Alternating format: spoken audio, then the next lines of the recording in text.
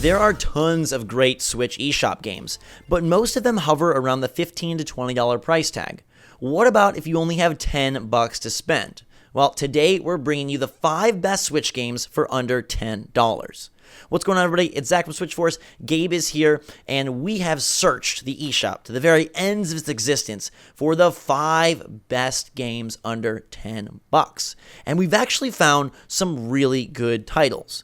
Now, there's actually a ton of games under $10, but many of them are very tiny or revivals of very old games from other consoles. Here, though, we have the cream of the crop, and it all starts with Astro Bears. Zach, you have sung the praises of this game to no end. You absolutely love it. The game is currently on sale for $3.99. It usually retails for $4.99, so it is a worthwhile little cheap investment no matter what, because it's a really good party game and it's a ton of fun. Yeah, it's absolutely one of my favorite Switch indies. It is one of my favorite multiplayer experiences on the platform. And yes, it's very basic. It's limited. You are running on planets with bears, spreading your snake, your pasta, whatever you want to call it, and trying to entwine the other players while avoiding it all yourself. It's such a good time. It's such a simple idea, but executed in a very pure, very fun gameplay loop that I super enjoy. And like you mentioned, Gabe, $5, you can't go wrong. You also can't go wrong with any form of Shovel Knight, and Spectre of Torment is $10. Yes, you can get the full treasure trove if you have the cash for that, and it's probably a better investment. But if you only have $10, Spectre of Torment is still a great game. It was one of Jake's early favorites on Switch way back at the launch, and it is a sound and beyond proficient retro type game that still feels fun in the modern era. Yes, while this was released after the original Shovel Knight, this does serve as a prequel. So if you played the original Shovel Knight already, maybe even on another platform, and you haven't done any of the DLC stuff, you can check this out here and see how it kind of all started. It is a prequel, like I said, and they do the platforming so perfectly that this absolutely deserves your attention. It's freaking fantastic in any form, and Spectre of Torment is actually a really cool one. The dude with the scythe is absolutely awesome, and it also can get you invested in the Shovel Knight world, because our fingers are crossed for Shovel Knight and Smash. They did the amiibo, they did the games at launch, now do it for Smash.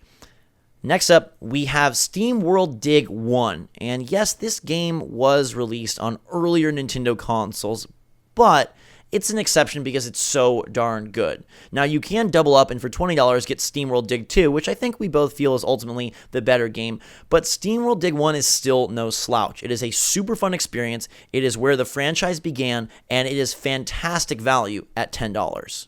Yes, you get to see Rusty from Yeah. Steamworld Dig 2, who has gone missing. You get to play as him. So if you were like me and only played Steamworld Dig 2 because you got to like skip out on one because 3DS malfunctions or DS malfunctions, whatever handheld it was, this is a perfect time to go do it. And the barrier to entry is so low at this point, $10. They make great games over there. I know you love those developers.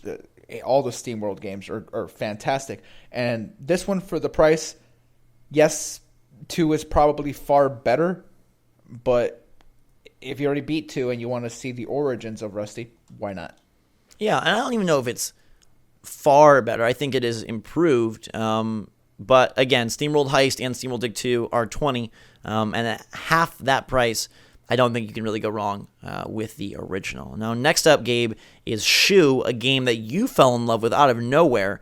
And it's another $9.99 title that is definitely worth your time. It is a game that is both serene and calming and chaotic. It reminds me a lot of the newer Rayman games where there's levels where there's like something chasing you and you have to get through it very quickly. The goal of this is just to maneuver through levels and collect items, and every once in a while you're chased by this boss. I was a little let down that it is like the same like quote unquote boss or entity chasing you in all of these very, very chaotic and sometimes awfully difficult levels. You have to have like such perfect timing when it comes to your maneuvering, and it's a lot of fun. Like I said, it is calming in a lot of aspects, but when you're getting chased by that giant black and purple monster, it does not turn into a good time.